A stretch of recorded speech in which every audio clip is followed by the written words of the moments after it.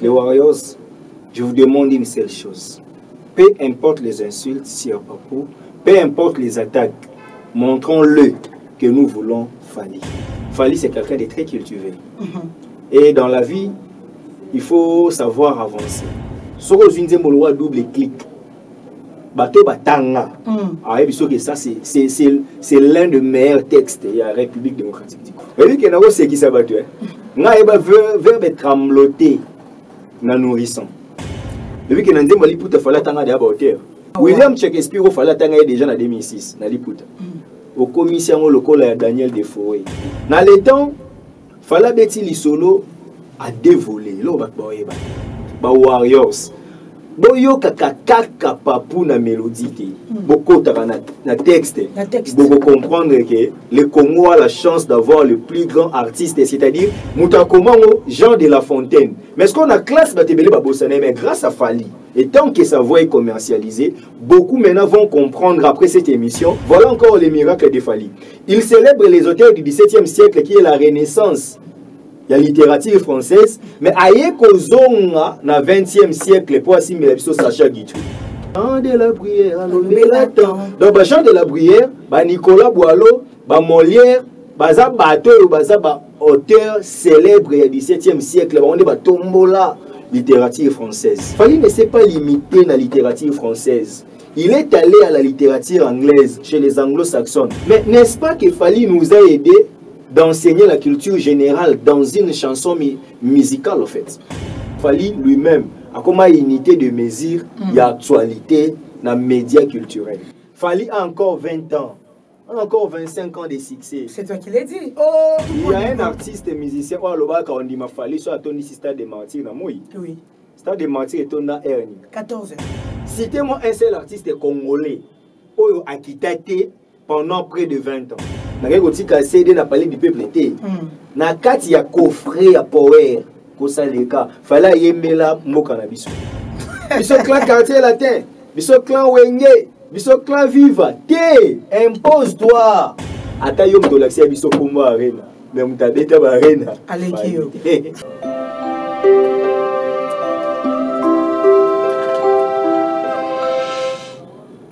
Mon équipe et moi vous retrouvons avec plaisir dans ce nouveau numéro de Catalogue Bodougébon au temps présent, c'est-à-dire cette très belle émission qui vous parle musique. Et ce soir, cet après-midi, ce matin, ça dépend de l'heure à laquelle vous nous suivrez. Je reçois pour vous une tête bien faite, un ami et un frère que j'ai longtemps vu sur nos écrans. Et ce soir, il nous fait le bonheur de répondre présent après plusieurs occupations dans l'hôpital. Tu dois être là. Hein? Il s'agit donc là de Maître Steve que nous aimons énormément. Et c'est sans nul doute que Toebi Aza un intello sur ces plateaux. Et ensemble, nous allons décortiquer ma question Rosayangaï. Biano et Rosayaye comme d'habitude.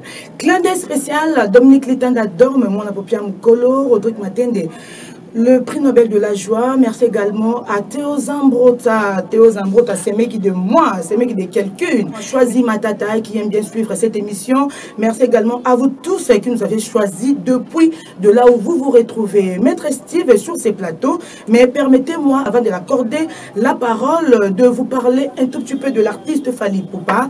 Fally Poupa qui en ce moment est sur Paris, il a pris son vol. C'était lundi, hein, d'autres années, à moi, dizaines, il y a journée ambiance, qui dizaines, il y a journée, il y a tranquillité, total lindaku, total charwa, total likono, total anase, total, mais non, total salle cinéma, donc enjoy, donc sans souci, sans stress, là il se retrouve sur Paris, il est entre ma production parce qu'il est attendu en Zambie, déjà le 22, Fally Poupa sera avec son équipe, son bureau, tout son staff, sa délégation en Zambie. Donc, na Lusaka, Balato Zambie, Baozela Fally à partir de la semaine prochaine. Et au moment où je vous parle, il est en plein studio. Donc, Fally qui nous a donné le temps, Fally qui ne cesse de nous épater, Fally qui ne cesse de nous enseigner par ces beaux thèmes, ces beaux textes. Alors, le temps doit se parler dans cette émission avec Maître Steve. Mobali Omo Bafana, encore une fois, merci beaucoup pour l'inspiration. Parce que, ato yembi rumba, mais rumba ne osaga éducative. Ato pesi biso thème moko boye to continue bolingo, mais toujours retenir toujours quelque chose. Merci également aux Warriors. Oh Bayamba Rabanzemboutuya Fali, merci parce que vous avez un mental d'acier. Hein. Warriors to singapinora focus partout. To vendre dans les réseaux sociaux, to beta tama sur la Land Cruiser, to beta tama sur la Lamborghini. So papa a biso azueza plaisir na biso bana, n'est-ce pas les Warriors? Voilà, ce qui nous intéresse, c'est pas pour ou rien. Bobima bimana bino na bamarambo zanga zanga tina donc ba buzz et kezonge pola, cela ne nous concerne pas. Alors clin d'œil spécial également à l'équipe de Fali, hein, l'équipe de Rêve. Oh babenga bango l'empire du mal, mais moi j'ai toujours dit que c'est l'empire qui fait mal. Na pesi bino tout bureau mboté. Trêve de parlotte que je le reçoive. Ça fait très longtemps que Toyo qui est, ça fait très longtemps que Tomoni y est, mais dans Nana Bodouga sur vos écrans, dans vos maisons, Tozana, Maître Steve. Maître Steve, je suis fâché. Je suis fâché. Oh, mais ça fait très longtemps hein, sur nos écrans, ça je le précise. Ça je sais. Parce que hormis caméra, on se voit. On se voit. Voilà, ça va sinon. Merci de nous inviter. Bonsoir, bonjour. Et surtout que ceux qui nous suivent aussi trouveront au moins les moments propices pour nous suivre. C'est un réel plaisir en fait pour moi de partager ce même plateau avec Nana Bodouga, la nôtre.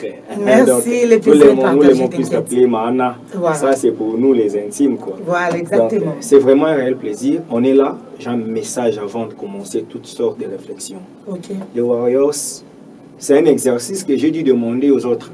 Bon, les Warriors d'ailleurs sont partout. C'est mieux aussi que ces messages soient en français. Okay. Les Warriors, je vous demande une seule chose.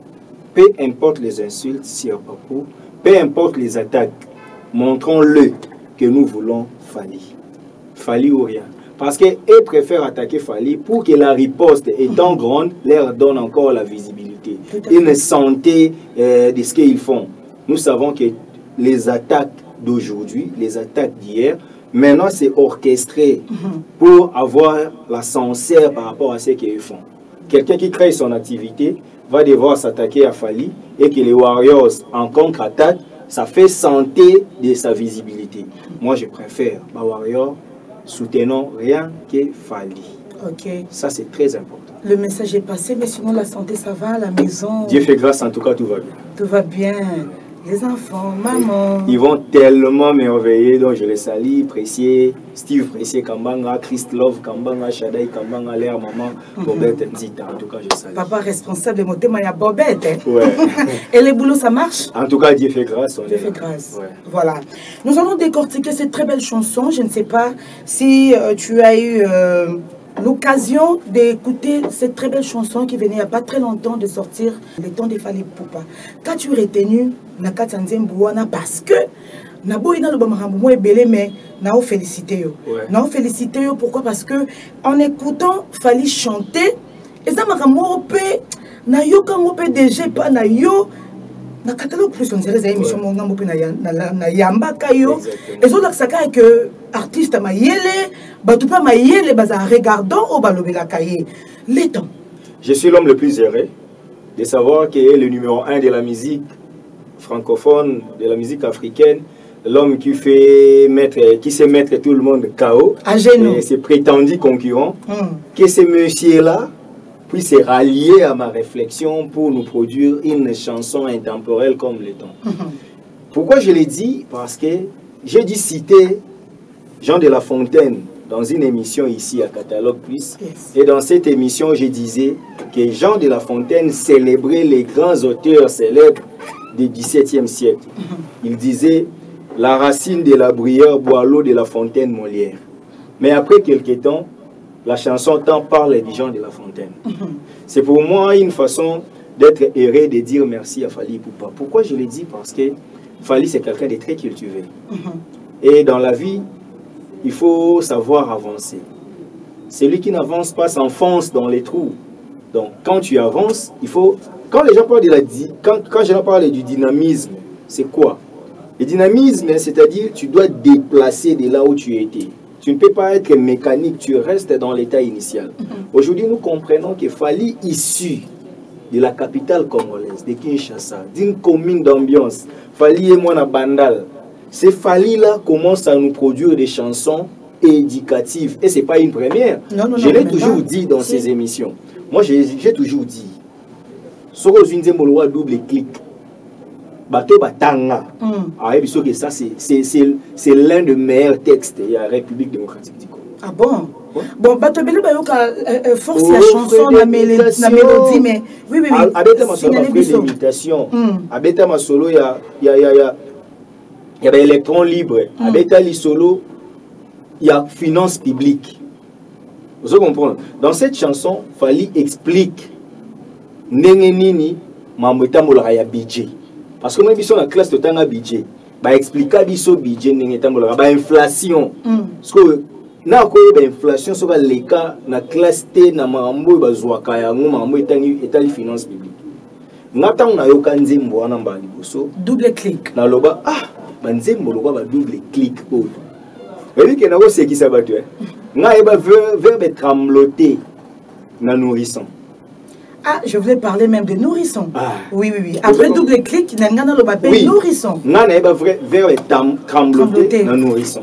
C'est-à-dire, il y a des choses, ok, tant on va te Fally, parce que tant on a lobé là, une fois, je crois, en 2023, il y a un loba, Makambouya, Sweet Life, nous avons appelé Belé. Mais Léon a eu Sabino qui est à Sweet Life. Fally a sala banzembo oyoyo à la qui sa batu mayele. So kekutu musika en 2006 nzembo aliputa. Depuis que nzembo aliputa Fally tanga de abaoteur. William Shakespeare Fally tanga déjà en 2006 na liputa. Au commission local à Daniel Defoe. C'est-à-dire ce sont des auteurs Biso ba tosala littéraire pour ne pas vanter mes études, mais au moins moi je suis un latiniste. Biso ba tosala littéraire, toyebi que un vrai littéraire c'est celui qui maîtrise la littérature et les auteurs. Faut toujours la vie et œuvre de l'auteur. OK. C'est quoi je me sens très à l'aise de soutenir un artiste qui me met dans ma peau. Que celui na bandi kotanga Nabi que artiste oyo azo rencontré.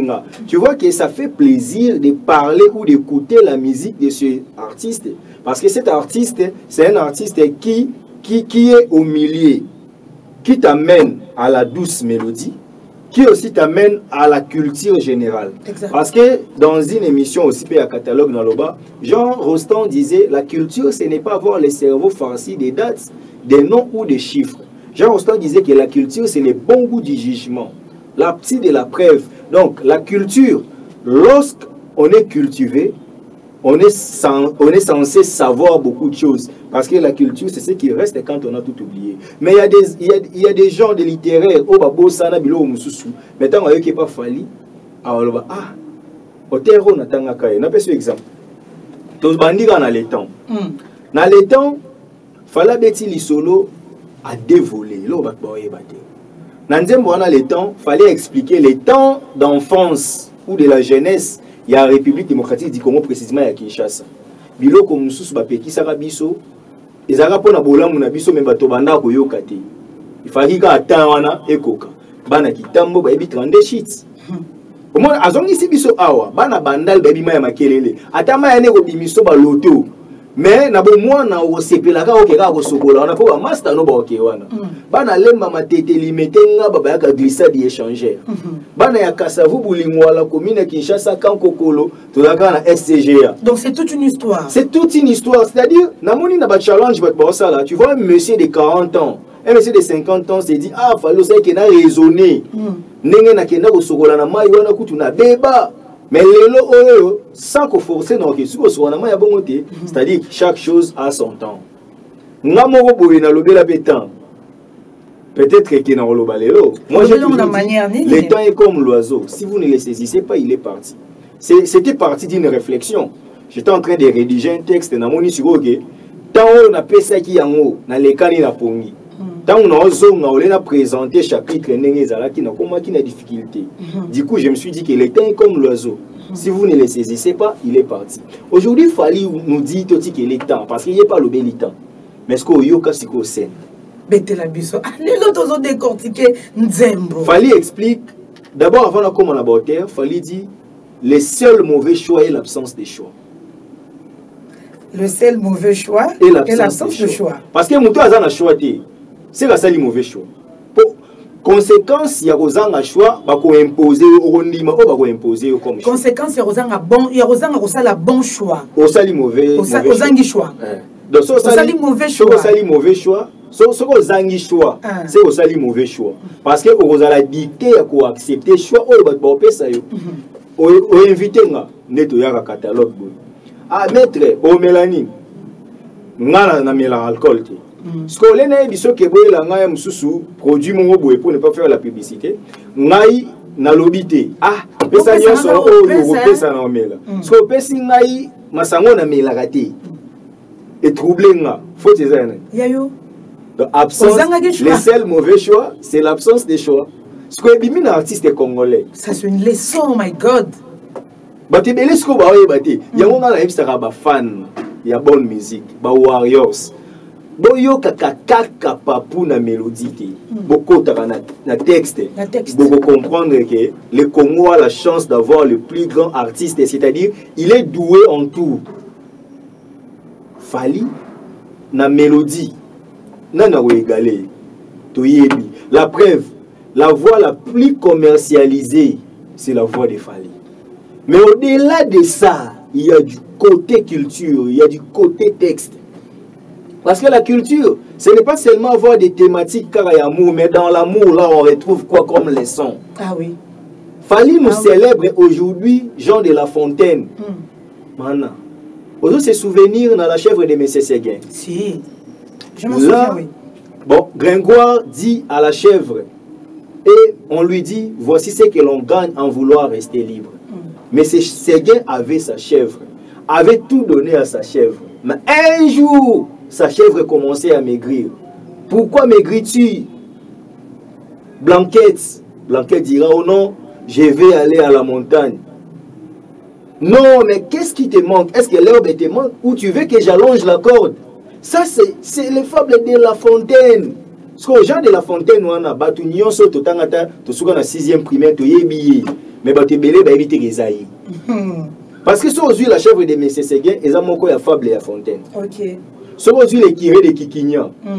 Les kirés de Kikignan, c'est-à-dire un abbé, il y a moka ya Kikignan, azaki côté ya batu. Aibi ke moka wana batika masumu. Mais abbé wana kufi.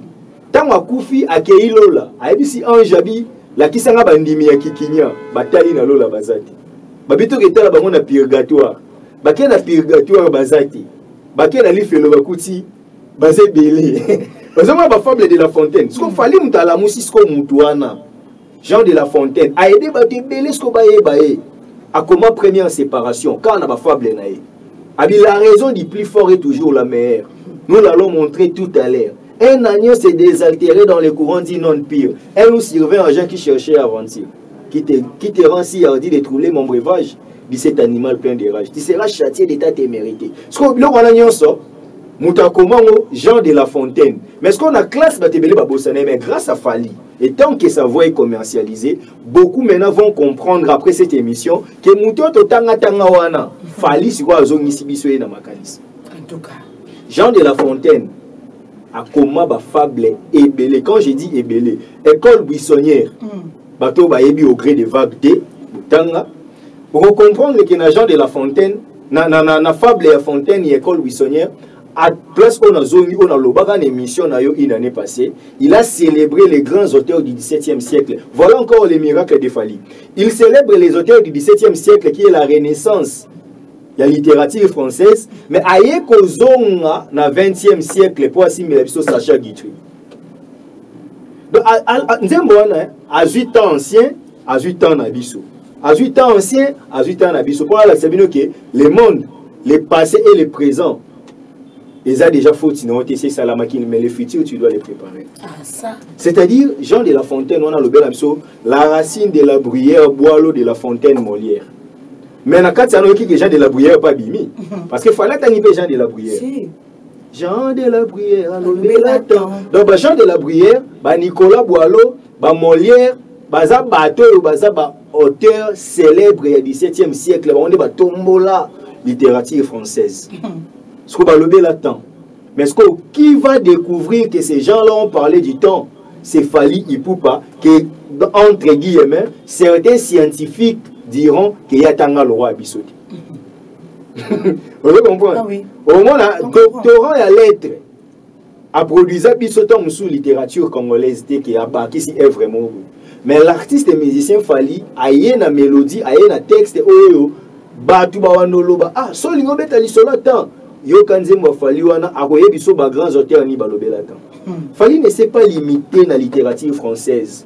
Il est allé à la littérature anglaise, chez les anglo-saxons. Avec Simba, auteur, il y a Roméo et Juliette. Auteur, il y a Hamlet, que nous appelons William Shakespeare. Total, le film à Roméo et Juliette, tout le monde a acteur, Leonardo DiCaprio. Très jeune qu'il était, le plus beau à l'époque. Tout le monde a un film, mais ceux qui ont lu les romans, moi j'ai eu la chance de faire des écoles pour ne pas être aussi trop modeste, des bonnes écoles catholiques. Que chez nous, ce qu'on dérange, tout ce qui est messieurs, le roman, ça va. Toi, ta punition, tu prends ces romans, tu m'amènes la synthèse dans 3 jours. Ah, ça? Parce que moi, j'ai eu l'opportunité en 5e primaire. Il y a ça la synthèse, il y a Roméo et Juliette. Voilà, c'est de là que j'ai connu William Shakespeare. Parce que William Shakespeare, bateau est belé, Fally Ipupa a expliqué que Moutouana le temps. Donc, du coup, tout le monde avait allé sur la Roméo et Juliette. Parce qu'au terme, il y a Roméo et Juliette. Alors, il y a que tant, il faut aller à la calme. Parce que yebisanga na banzembo bongo mutatangi ba Sacha Guitui atangi bato nyonso atangi wana. N'est-ce pas que Fally enseigne ce que les programmes d'enseignement en République démocratique du Congo devaient faire? Dites-moi, bon, ça c'est ma demande. Oui. C'est la chanson qui doit passer régulièrement. Même à ta scène pour le programme, il y a une chaîne net, une chaîne avec télévision, une chaîne avec éducation. Parce que ça permet aux gens de se cultiver. Ah, tout à fait. Il y a un Congo, il y a une dissertation, jour il y a culture générale, jour il y a comment français oral, jury pratique. Combien de fois tu as besoin de question très la musique? Si. Et il y a Caro. Oui, pensa boué, tu as une question très la musique. Mais n'est-ce pas que Fally nous a aidé d'enseigner la culture générale dans une chanson musicale en fait? Maman, ce qui te lobby boué. Est-ce que tu lobby pensa mabé? C'est un honneur d'avoir un Fally dans votre pays.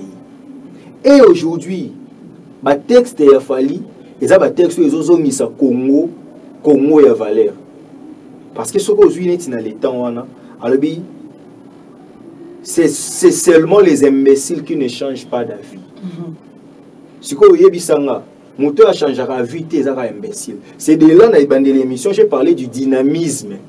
Donc, c'est-à-dire, tu peux prendre une décision ici, mais après 1 mois, tu évolues.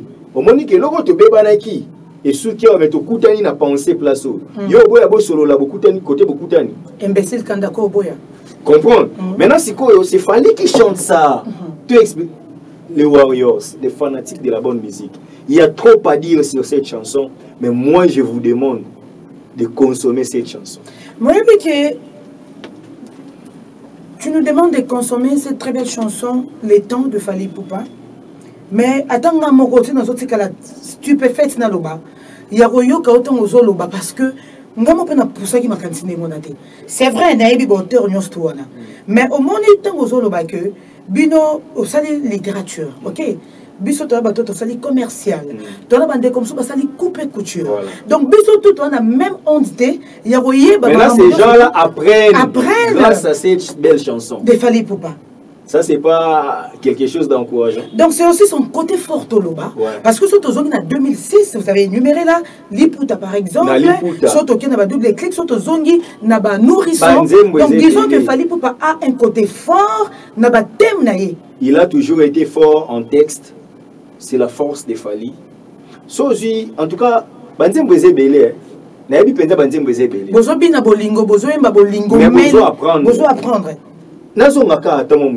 Imagine toi Moutayemba, na tongo tango na la mukakana ke musala yododo na midi tango na nyoko makana musala yododo ata na pokwa mais yo lingo sala feti lokola ngai non nekola muka kende musala musala nde pesa ke sengo la vie pour me la champagne pour za na mwasi bien pour la ta bien il faut travailler so muta a sensibiliser batu na travail mais bah c'est bien la vie est belle la vie oh so koti et mola musayo kola la te pour que fallait la son Lamborghini et ça li que batu misu ba kola musa ba garage et ça li que fallait comme azomi si batu misu na ba chantier c'est parce qu'il a bossé dur. Ah oui madame yo dans la chance yo e ba fali oyebi ndenge moi mobali wana bosaka il n'a même pas le temps pour lui-même. Non non non ça non.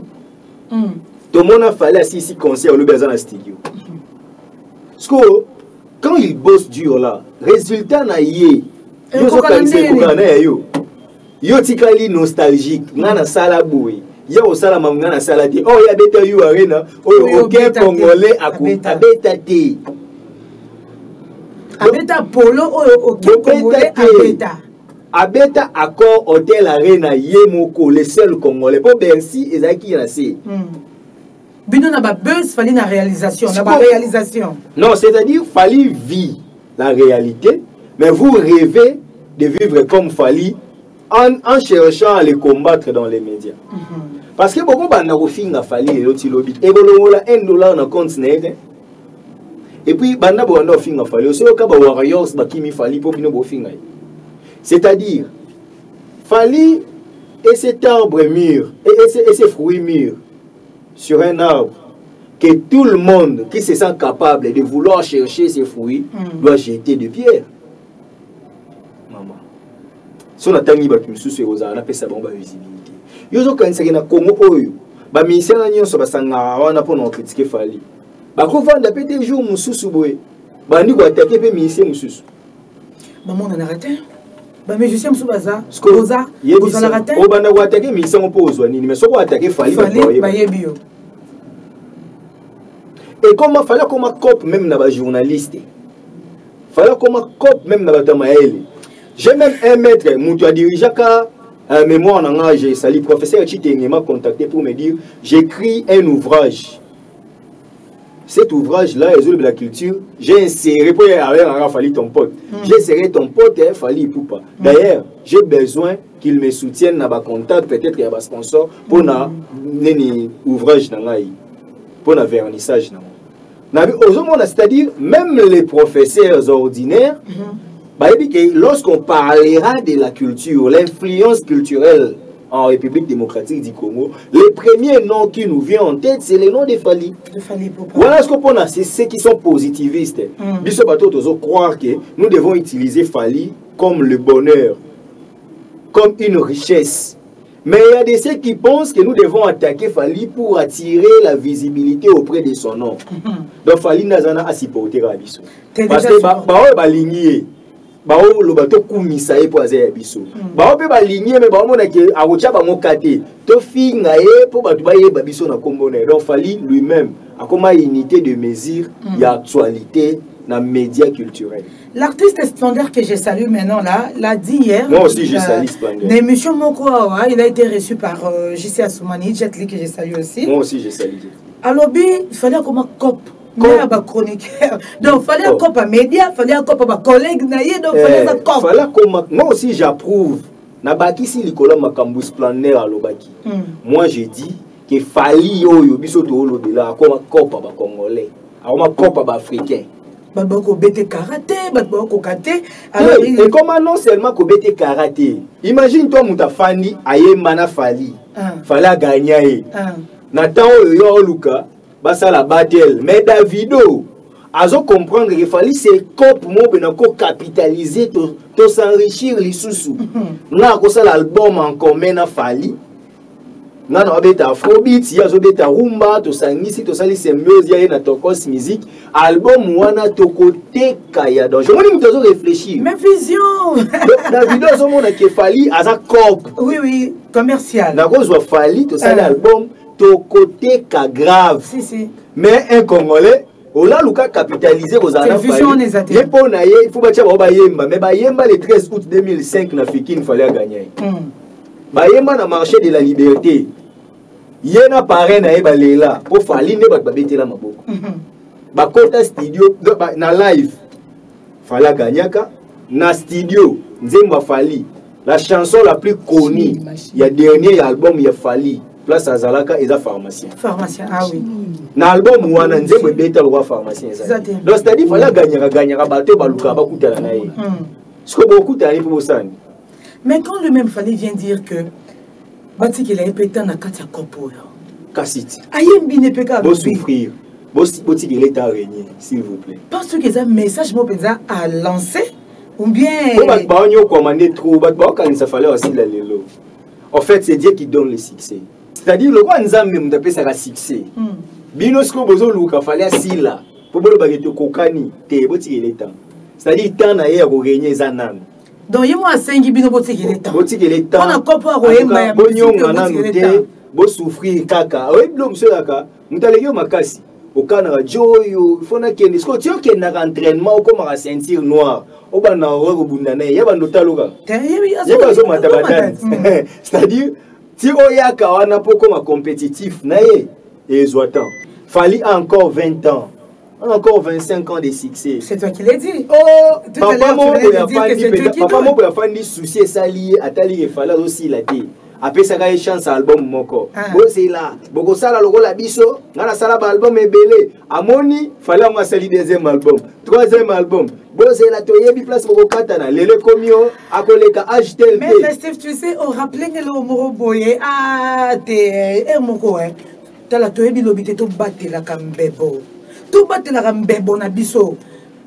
Tant que nous sommes na se rappeler sur les camots ya kala biso to bato yo to bomara ba moto to tchaka bato na kata ba conflit ba polémique te et un artiste moko et parmi artiste wana mi balé kutu ne biso le so bazo luka fait na téléphone ba zuete nde ba yaka mais tous autres dit atilete tous autres peut dire atilete mais artiste na ba benga Fali et c'est technique. Si quand le roi ba yane en âge yane pe na boulot pour banda musique avant. Donc, si on a dit essai technique, pour nous, c'est les simbate. Mais on a essai technique. Le premier album. Oui, mais doit chemin balobani. Les écoutes album pour aller bien batouter. Les écoutes azaki qu'on a orchestre été. Ah, sorry bangote. Et puis chance, yoka batoué. Toyebi ba album a battu mususu. Je me souviens, on a cité Kaka pour te sola, bien Tata Mobich. OK. J'avais un ami à Ibsanga. Fallait aussi la succès à l'Euro Adolphe. Album Albossé Simbi, Yami Balé Netikaka après Koué. Vous comprenez? Pendant que nous on disait que Fali c'est l'élu de Dieu, Balbaga ils a essayé technique, total dans le deuxième album. Vous avez pas que Arsenal de belles mélodies Bimara Balbani. Ah, Arsenal Lango, Ayembi Lissou Bienté. Est-ce que Kokani Nanzemba Yemba Boy? Est-ce que Kokani na Boy? Fallait missi pas. Yo son en sacre succès. Aux se souvenir qu'il expliquait qu'il fallait aller bas mamba sala. A zoa télé misa vie na droit chemin. A tamboli na droit chemin à collecter les belles mélodies, arsenal de belles mélodies, fallait du pouvoir. Tant on a du pouvoir, abino libre parcours, yango na tambola na. Et quand on a libre parcours, à comprendre que tout est en cause maintenant. A du contrôle ya ma solo. Tant on a du contrôle à ma solo, à la kisibino formule 7 ils ont la musique. Ce qu'on peut dire, avant de son dans les temps. Donc, il a pris le temps de marcher sur les droits chemins. Après avoir marché sur les droits chemins, il a collecté, il a fait un arsenal de belles mélodies. Il a réussi les pouvoirs. Après avoir pris les pouvoirs, il a compris que son parcours est libre. C'est ça, libre parcours. Après, il a compris maintenant c'est Ditokos. Il a imposé son style. Il a contrôlé la musique congolaise parce qu'il les contrôle jusqu'à aujourd'hui. Il vous a montré que la formule pour nous contrôler, moi, c'est le travail et le temps et le maître de tout. Ah, ça, tu les mérites en tout cas, ça tu les mérites. Pour place honorable fiston coloca Zali à Betimamoro. Je suis sûr que mon père fallait habiter maître Nandi Baraye quoi. Bon, banda qu'on a robé ta mabocoté. Ah, et dit badia ta belle mais fait la merveille. Il y a rien de bon petit. Ah, bah Betimamoro tellement que tu réfléchis, tellement que tu es dans les normes, tellement que tu es dans la vérité, tu es dans la réalité. Marambozo ça la Salama. Donc on ne peut que te féliciter. Maître, fallait qu'il chante boutique et temps pour notre corps. Donc quelque part on doit se dire que on doit comprendre que fallait pour passer que c'est son temps. D'où on a tout sous question. Fallait pour passer, il sait que c'est son temps. Donc c'est que toute personne, soit ses collègues dans la musique, parce que nous parlons de musique, c'est que tout le monde a eu place là, que c'est mon temps, ce n'est pas le mien. C'est ça. Réponse. Oui, que il y a un artiste et musicien, on dit qu'il fallait soit Tony Stade de Martyr dans moi. Oui. Stade de Martyr est dans Ernie. 14h. Donc déjà Moutouana d'office on dit qu'il fallait parce que vidéo est allée. Et là, il fallait aller à l'activité dans la tête parce que pour lui, il fallait rester le meilleur artiste qui va collaborer avec lui. Mon attend tout ça. Ata au sommet la randa kwa liboso. Mais tant qu'il est long à comme une 20 ans qu'il y a un ami balé. Dans l'équipe au caca. Cause à historien l'élo, c'est le temps de Fally. Pardon, boutique le temps. Bangonio so ba yebi et Fally pas yebi que c'est mon temps. My time is now, comme disait John Cena. Moi John Cena, il disait my time is now. Donc maintenant là, c'est le temps de Fally. C'est depuis 2006. Citez-moi un seul artiste congolais qui a quitté pendant près de 20 ans. Tu as vu les musiciens qui sont album et belé, album ça va flop. Mais ce que l'album ni nauti ko décortiquer bino album en Fally. Couronné par les temps. Album ni a Fally oyo ngana yo to yebi atana mboko. Mais pas besoin de tout pourquoi? C'est la congolité en fait.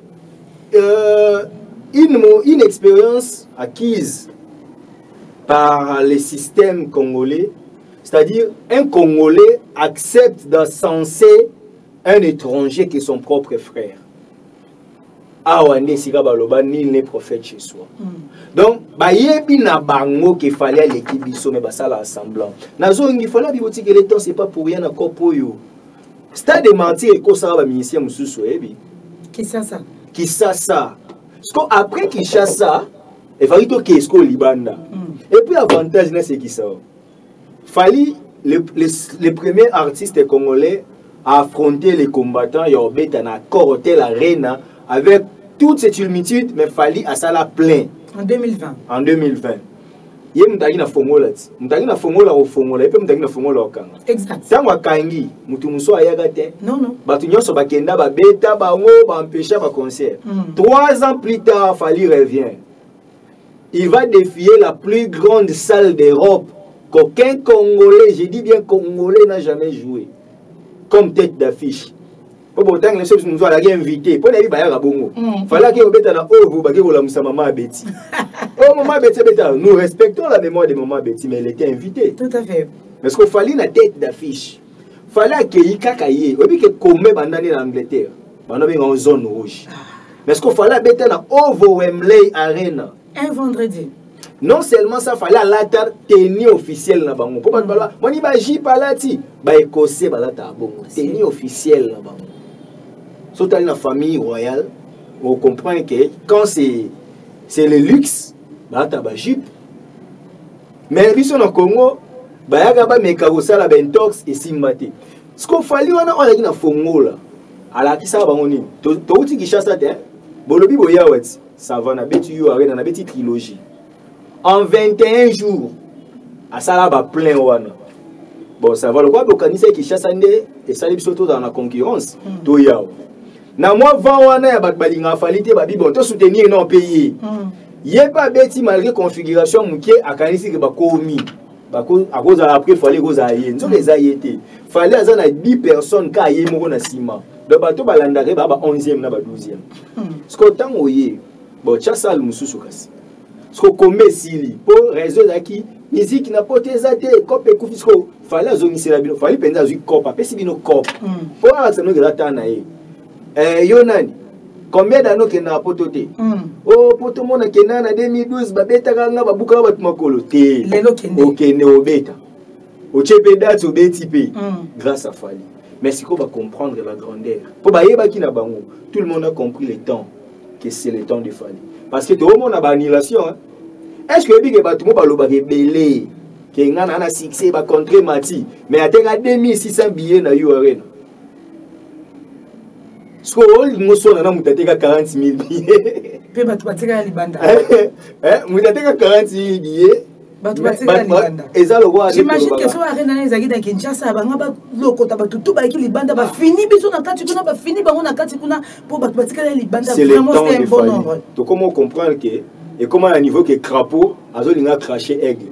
Le temps de Fali wenge ya katoti katante ba kutaka pepe calé ba pire ba kuba ba question tokoti katante tokoti katante. Et ça, le roi, les lotés, hein? Parce que Toroti Katante, il bossait. Hein? Ouais. Mais c'est que les lotés, c'est comme si Batouba bossait. C'est comme si les gens sont en train de relever les autres artistes. On a partagé un artiste belé. Parce que, Bissot Toyebi, comment que l'artiste est respecté, Netinga. Donc, on a peut-être donc père, Bango. Donc, du coup, tant que nous avons un Bango, ah, nous avons un bon lobby, mais bon, tu as fallu pour non, je tourne en autant comme je me permets, sans pas eux. Sans pas on a dit, ah, il y a l'encours, ça des promotions qui sont côté, hein. Oui, bien, c'est avec un terrain. N'a même terrain, go. Bunda. Beaucoup qui m'a fallu un terrain, tican. Pouvez pas vendre ça là-bas. Pas ça. Pas ça. Moi, nous avons travaillé, nous avons fait concert, nous avons travaillé, nous avons fait concert, nous avons travaillé, nous avons fait concert. Donc, boutique, n'a bien d'autres baguettes, boutique. Ah mais mère, nga la préféré na sala na nga nazo yemba na nga nazo kota ba studio na nga mais en tout cas ndé nazo monela ndé tozaleli té habité il malchance ça fallait Daniel. Il est venu au moment de la nouvelle technologie où tout le monde croit que tout est devenu facile alors que c'est le contraire. Ah c'est le contraire. Mais oui. Eh, c'est de beaucoup service au tegi 50 000 exemplaires. Mais la streaming encore service né. Vous avez ce qu'on va faire. Vraiment, il fallait Dani. Au moment de la TV, oh yo sala, so les canaux chaîne montant au nord les cas. Bah ebisabiso na classe qui est estimation il y a 1 million de Congolais bah Hollanda. Pour toi la capitale à 10 millions. Ouais, j'ai salé professeur ouais. Ah, il nous disait aïe, nous sommes dans une capitale de 10 millions d'habitants. Donc ce qu'on les cas au minimum 1 million de Congolais bah Hollanda. Mais là, il prouvable était. C'est quoi avec YouTube? Si on salit 5K, ils sont sur tout le monde. Ah ça? Si on salit 20K, ils sont sur tout le monde. Donc, avec cette heure de numérique, moi, je suis en chiffre. Exact. Ce qu'il fallait, c'est attendre. Oh, tu vas te ceux qui n'ont pas de tout ma casse, tu vas obéir ridicule. Pourtant, on a encore l'équipe fallait avec Internet. Bébé si là, tant que tu as côté à vérifier, à sortir kako fallait la kisa bango libanda. Que même na kati, même libanda, c'est mon temps. Hier, nous sommes collègues, mais à niveau. Non, le niveau est trop élevé. Voilà, hier, tu as Solana, mon père Mokwawa, qui n'est même pas musicien, mais un amoureux de la bonne musique, il a dit, ah mère, vous voyez que ma collègue a fallu Baroulukati, Bayeba.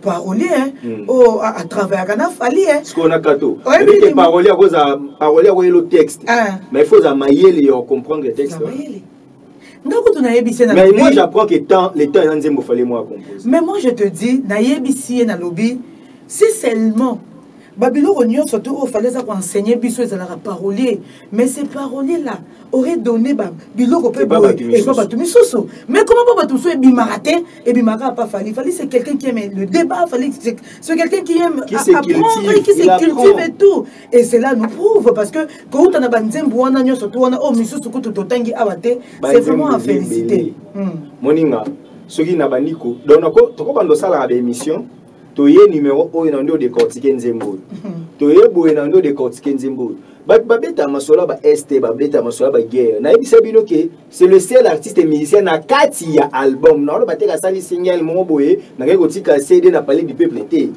na kati ya coffret ya power ko saleka fala yemela mboka na biso RDC gardons l'espoir Africa gardons-les. Ce que bat balingi, fallait ça en étiner. Parce que mutasala on a 4 disques, na bango. So oui boyembe la Congo, mais ça wapi. La single à part. mais il y a la kati ya album. Te koyembe la Congo ba yembe la Zarabo ya bo Congo ba pesa bino ya Jacob bo yembe franc congolais bo yembe boye. Yembe na yembi na album. Donc a komi nzembo a tient na album na ye. Avec tous les risques. Pour place on a fait minitage on a chaki on a koyembe ko yembe la pe muto zo le on s'en. C'est ça. Mais il a préféré chanter pour son pays, donner l'espoir, sans aller dans une œuvre caritative. Il y a autre temps, autre mère. Tu sais, tu as parce que ça c'est aussi Cicéron. Il fallait avoir nos exceptions parce que Cicéron a dit au tempora, au mores, autre temps, autre mère. C'est-à-dire, ceux qui te vendent au baki, ça va terre, ça va lever la temps. Parce que Cicéron regrettait quand il défendait Archias. Alobi au tempora, au mores, senatus. Il a expliqué comment beaucoup sont mutamaye les bozo lingabo longolais puis mêler nationalité alors qu'il est Aulus Licinius Archias. Autre temps, autre mère. Mais même la Bible, pour qui s'appelle réflexion, même la Bible. La Bible peut être l'Arabie, c'était Nathan. Racheter le temps. Il y a un temps pour tout. Chaque chose a son temps. La Bible, il y a des mana à fongo la rapesatanga. Voilà. Alors, on a dit que question qu'on a posée. Dommage, même les bandes à caméra sont posées par musiciens, ils auront toujours réponse convaincante. Question dans les années. Papa n'a pas fallu. On retourne aux questions, on a au à notre caméra, peut-être qu'il fallait qu'on répondre. À l'époque où l'orchestre, quand on dit orchestre, Vampire Bakuba, Izalara, Victoria, Viva la musique, Zaïko, Zalara, Wenge Pebaye, tout va s'imposer qui? Mais qu'est-ce qui fait que les lots, leader Koutou, Komi Koutou, Lissoussou et Belé? Mentor rebelle ba jouer ba koko na bango ba petit fils ba botami mais bazo kota ba studio mais lo rezo kangesate. Il y a un adage qui dit labor et papa. Le travail sur l'indépendance. Leur travail est minime par rapport au travail acharné de Fali. C'est normal que les résultats soient kabwana. Et puis deuxième réponse à la deuxième volet. C'est le Dieu qui est le maître des temps. C'est celui qui s'est imposé, celui-ci comme les guides. Vous voyez que dans la Bible, les gens qui n'attendent pas les juges, mais n'attendent pas les juges, on a dit que mon copain pas gérer les gens. J'ai d'ailleurs famille n'a écouté Bengana, moi na makangu. Mais le roi Nzamba avec j'ai d'ailleurs choisi. Nathan ya Nzambe, j'ai d'ailleurs qui ko libérer bango. Pe ba benga ya oza mo konzi na biso. Les le roi Fali. Vous pouvez les haïr aujourd'hui. Ici, je me rallie à Caligula, qui disait au Derit Doum Metwans, qu'ils me haïssent tous pourvu qu'ils me craignent. Haïssez Fali. Mais lorsque vous craignez Fali, c'est lui qui est au top. C'est déjà bon. Donc, ça c'est bien. Je voulais dire ceci. C'est Dieu qui institue les temps. Dieu sait que les Congo aujourd'hui devaient avoir fier de Fali. Après, si Fali est standard, il y a culture congolaise. Il fallait prendre ces drapeaux, flotter en tombeau en likolo. Nous sommes bénéficier de l'aura. Les musiciens Y, sur quel pays mon bébé a outil n'a fallu pour vous avez collègues naïs. Sur le tel tabane qu'on a vu sur la diaspora, ça là bas micro balader na bango. On comprend que barali a fallu na artiste mususu pour batana pe baebana. Ouais. Pour moi, il y a tout entièse. Tu connais Fali, à ces photos, Fali Poupa. Oui, c'est mon Ayembi. Ah non, c'est le petit frère de Fali Poupa. Ah, il est quand même ensemble. Il est artiste. Ah, ok, ça va, je vais suivre cette chanson. Donc, c'est-à-dire, Fali aide les gens. C'est pourquoi moi je disais, de fois, comment éviter que ça, la émission, il y a la critique, il y a des artistes qui pour tous la qualité. Topé ça va mission sous matière, bah y a neni ba obundi ça fali. Expliciter en très bien. On va faire rose en andeli. Oh tozo koko sala moté. Moi so te bisi batuke.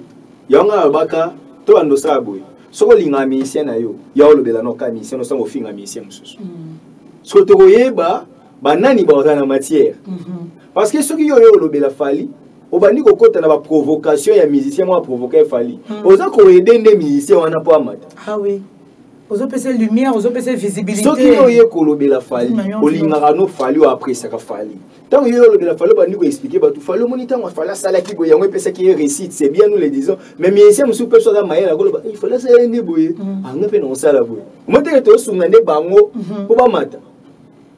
Mais on n'a pas le choix parce que lorsqu'on parlera des fali, bango nous sommes fans d'appenza ba la nabiso. Mais toi ba la nabiso, ba ben dans ce stratégie on fallait ça là qui, yebisanga. Les lots, il fallait préparer le Stade de France. Tous les yeux sont braqués dans le concert du Stade de France. Mais aucun Congolais a une initiative. Il y a des capés dans Paris. Mais on a une idée que tout n'était location dans combien. Mais c'est là ce qu'il fallait pour critiquer. C'est-à-dire c'est le temps de Fali. Mais par exemple, on a fait sur il y a des grands orchestres, on a Bersa. Et au moins bosser. Et bosser. Ah bon? Donc c'est ça les grands soucis. Jeune talent prometteur, Oyomo qui peut remplacer la gravité ou la qualité du travail à Fali. Naba jeune.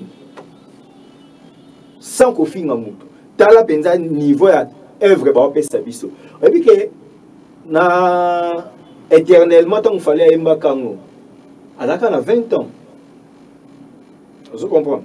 Mais si vous avez une zemboana, il y a un jeune garçon il y a 20 ans. Mais tant que musicien 25 ans, les gens du temps ancien, à Bossa dur. Et mené à outil vivre, paix à son âme. Et mené à travailler d'arrache-pied pour rivaliser vivre la musique. Et maintenant nous a produit des chansons comme des Nzinzi. Vous comprenez? Et maintenant nous a produit des chansons.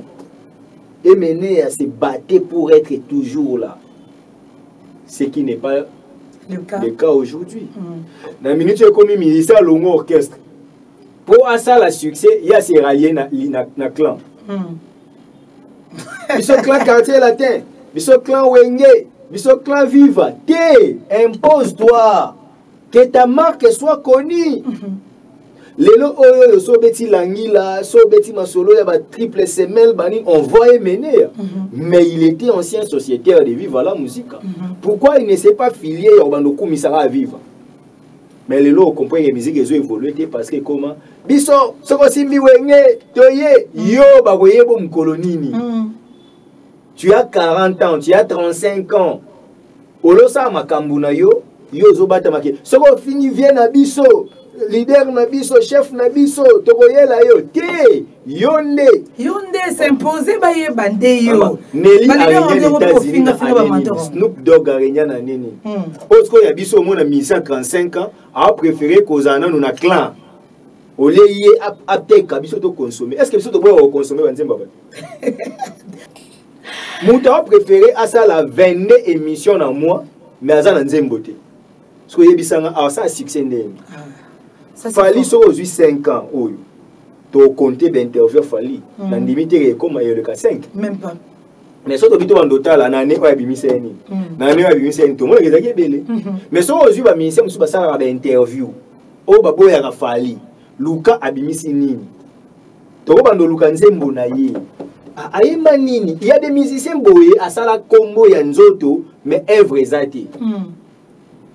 Bah on a tout le monde azaka musicien oui bien on a bien des émissions le ba bien azaka têtu esprit belé mais œuvre zati œuvre zati bazo conjugué on a passé bazo bête masolo on a passé mais na présent on oyaka na ba écran ka pour na reclasher koyoka le temps ce qu'il fallait asila ka succès na kokoko lelo sko fala ngo ba bete bisoni ah yebi banze monga yemba na imba éternellement yo ko na œuvre kokani éternellement yo ko na œuvre kokani na kokoko yo ko na œuvre kokani na pharmacien to ce qu'il fallait suka ta succès na droit chemin mais auto mela maïté yo ko sanze mo lo associé yo ko sanze mo lo la tante yo ko sanze mo lo prince de Southfork. Mais ce qu'il en a plein. Il n'a pas le temps de vous ramener au passé. Na minute soyo, tant où yo zo ebisa batu kenga na bini saka batu kribo ya zo yembelo le temps. Lelo.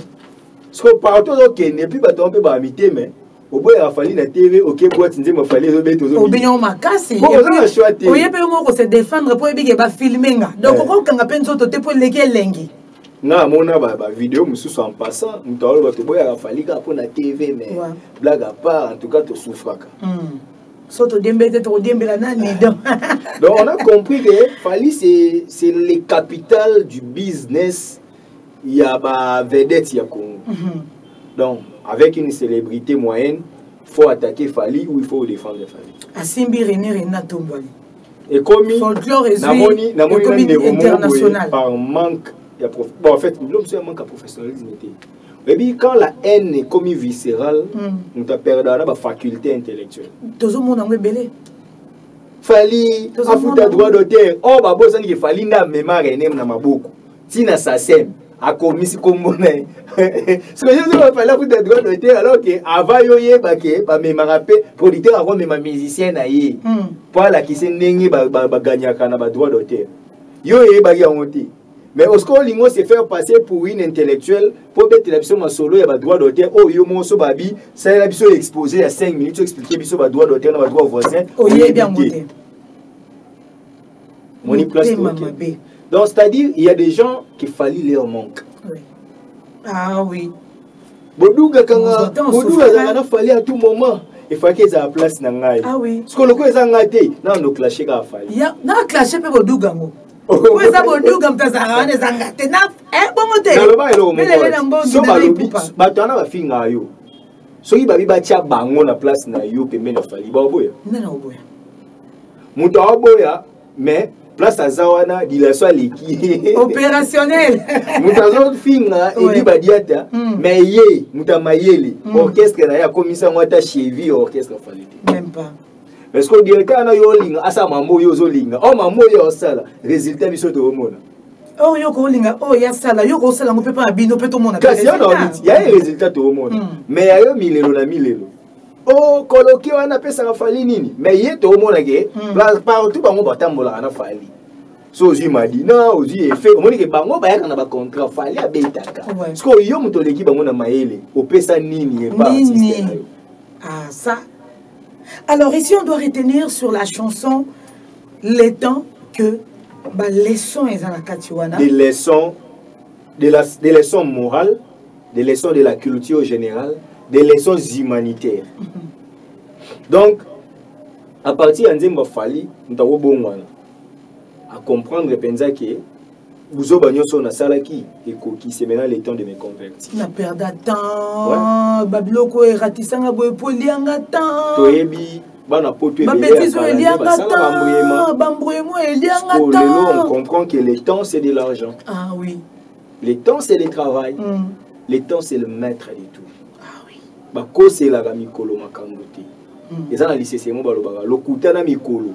Lokuta na nyonga mikolo. Parce que il y a ebisi mikolo ke Ogoyana 4e mois na sanza ya minei akanisa keza musika poto zaki na sanza ya liboso na janvier mais le temps est le maître de tout to komara penza 4e mois mikolo ayaki ayebisi lokuta pesa na mbongo ngai potin koke le temps est le maître et c'est Dieu qui est le temps. Ah oui. Parce que le temps, c'est aussi son nom. Fallait régner pourquoi? C'est aussi le second nom de Dieu. L'élu de Dieu c'est quoi? Le temps. Donc Fally doit bénéficier de son temps. Il y a un boutique à Fally. Et puis à matin na temps moko normal. Azo sala makambu na temps. Droit chemin pesa Olympia. Azo tika temps na temps. Droit chemin pesa Olympia. Azaka précède progressivement. Arsenal et na Zénith.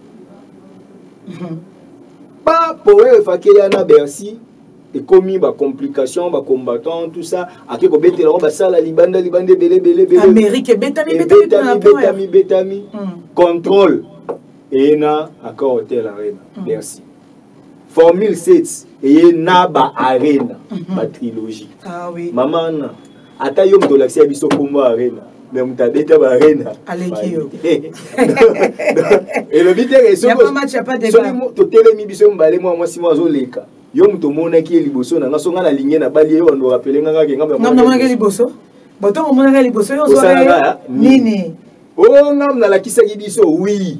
Mais mutabeta ngo. O a permettre ba Congolais ba kota. Ba e manzembo lingala. Les a fallu. Les a fallu. O asangisa ba entier. Asangisi ba ivoirien, asangisi ba africain, ba européen, ba américain. Asangisi ba continent nyonso. Na kati ya ko hotel, na kati ya Paris la Défense Arena. Pe bat ba yembi ba bimi arena gare, arena station bat ba yemba concert et continue na butu wana na Paris. Ils a fallu. Il avait arrêté les temps. Donc yo si quand la histoire, biso to beta les présents. Car les temps c'est les présents. Les temps c'est les présents. Ya mwana fali so petit concert à l'Ekinai. Atali sou temps mususu. Stade de France les en attend na ngoya. Fala beta yo arena a beti yango. Stade de France les en attend na ngo maître Steve. Laissons les temps autant. Bino nyonso bolo ba fala ko saki biso azana 3 producteurs. Est-ce que Fali peut se permettre de venir vous dire que na ko sabino po bo pese ni? Po banga nini? En fait, à banga pe bino na nini? Le Stade de France arrive. À son temps. Soyez là. Le temps règle tout. Le corps a toujours consommé le temps. Vous voyez que le Stade de France a son temps. Et c'est incessamment. Une très belle chanson à consommer. Hein? Donc, on dit bolingo, mais moi, je à quoi apprendre, mon quoi apprendre. Donc, on va rappeler les gens, on va laisser les gens consommer les temps.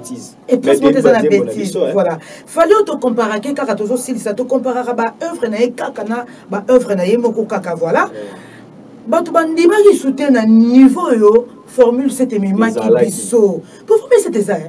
Et puis la formule c'est fallait bêter les soldats Thomas Edison, batebe ba comprendre. Ah mutasala ampoule comme on Thomas Edison. À cela c'est ça essaye infructueux. Et l'un artiste mboke zoate quoi. Donc c'est quoi to suie pe. C'est quoi yo? Le temps formule 7 ba bêter les soldats Thomas Edison. Batanga qui ba inventer rebelle. Mais awa ba ba tangi sous ba hotel rebelle. Donc fallait bundanaka ye na ye. Ye na ye. A flyer là qui la rumba la plus suivie mais idée ya bundisi. Ya bunara, ya on a vu les premiers, les 2, les 3, les 4, les 5. Donc les temps on a pas plus aux autres tamboulés. Coach déjà. Oh. Soka pourquoi tu as une émission. To ko ta TikTok siko, ta la challenge les na succès. Pour mon azayi. Tendance. To yebi. Ya mwanga na yesa ba warrior. Ba actualité musu ba créer. Les a pour ba lukaba étouffer la chanson. Revenons, consommons la chanson. Consommons le temps en entendant au puisse nous soucier yaga yaka. Ba actualité belé ba créer. Ya ko finga, ya ko sala boye. C'est parce que balingi ba sana ke bobo sana nzembo na bino, boko ta na ba clash. Ah oui. Consommer le temps. Consommons ensemble les temps. Très belle chanson de l'artiste Fally Ipupa. Oh, il toujours le meilleur de lui-même et il sera en Zambie ce 22 déjà. Donc, le Zambien attend de voir vos musiciens, l'aigle et ses aiglons qui seront là déjà à partir de la semaine prochaine. Nalengito sous cannabis awa pour que tu vraiment pas retenir. Au moins il fallait n'a fait que chanter. Mais notre besoin qui était moto ayaki ko décortiquer voilà n'a habité t'es maître Steve n'a habité occupation zébélé mais t'es bon pour qui m'a gagné. Occupation comme rapport à Ibi voilà. Occupation il y a beaucoup de sécurité. Mais comment on va faire ça disponibilité. On va créer le temps. Hein? Tu vas créer quand temps. On va attendre. Nous faisons nager dans les temps. Merci beaucoup de nous accorder votre temps. Vous pouvez biso vraiment votre temps. Merci beaucoup. Donc comme il pensa na souka ya entretien na biso, ah j'ai retenu hein.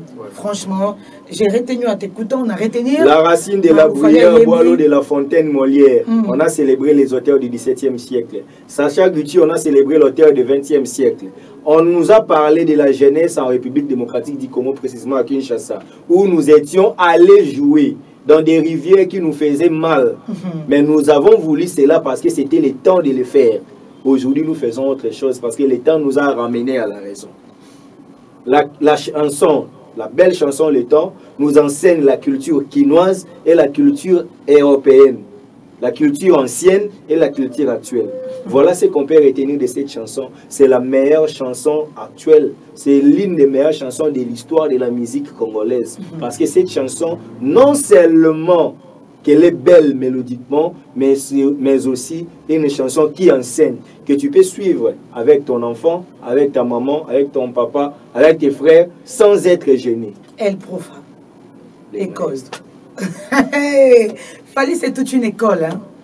Fali, c'est vraiment une école. École en Wezana ba branche belé. Ouais. Yamalamu.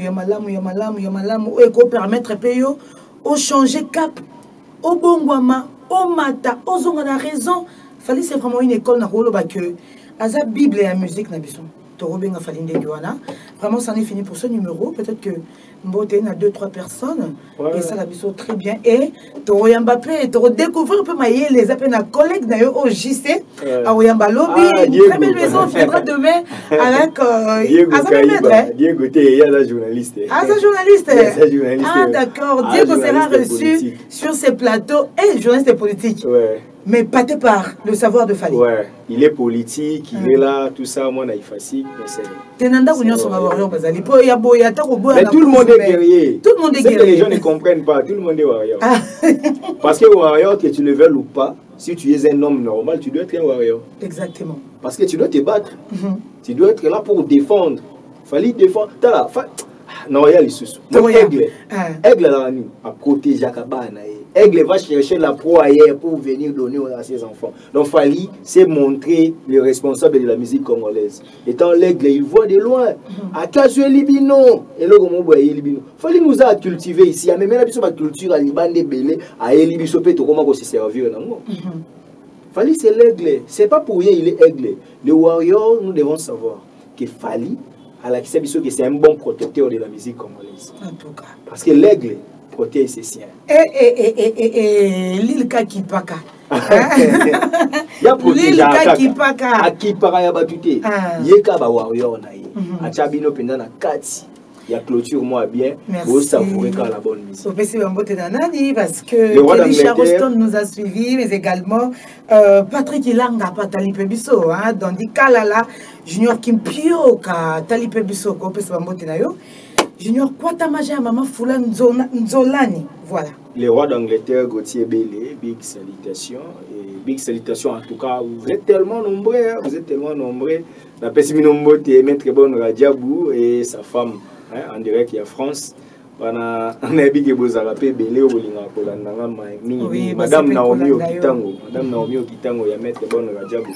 La Pessiombo Belé. Vous êtes belé, en tout cas, spécialement, bureau des rêves, la ceinture des Fali Poupa.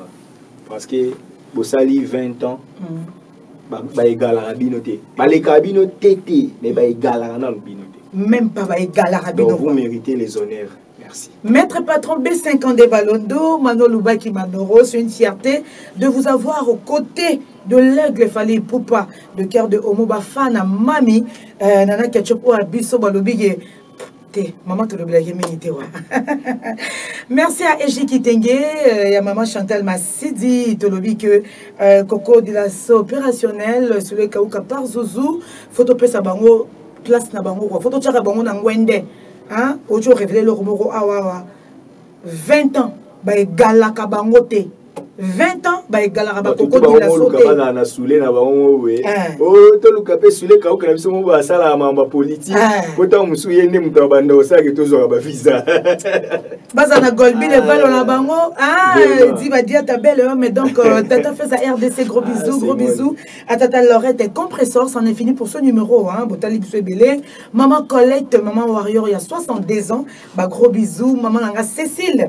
Ouais bah maman Langa na comment camarade de ma maman. Très bien. Expérience. Camarade de ma maman. D'épaule moko banaza l'aise na ba maman. Maman Cécile na Bruxelles, ba maman nyoso bolinganga, maman na Canada. Na pesi bino ba gros bisous, tolobi keto consommer le temps. Le temps est zana ba révélation ba rema. Donc tu connais ba rema tout à l'heure. Fallait pour parce qui oyoki li lobanzambe te yorata banzimba fallait. Pour autindo na kuluna te, yemo azana kuluna te. Autindo na bilangwa te, yemo azana sulate. Autindo na ba te, pour yemo abenda na likeke te. Autindo te, so yoki bible te, yoka fali. Parce que yoka fali, tu vas servir.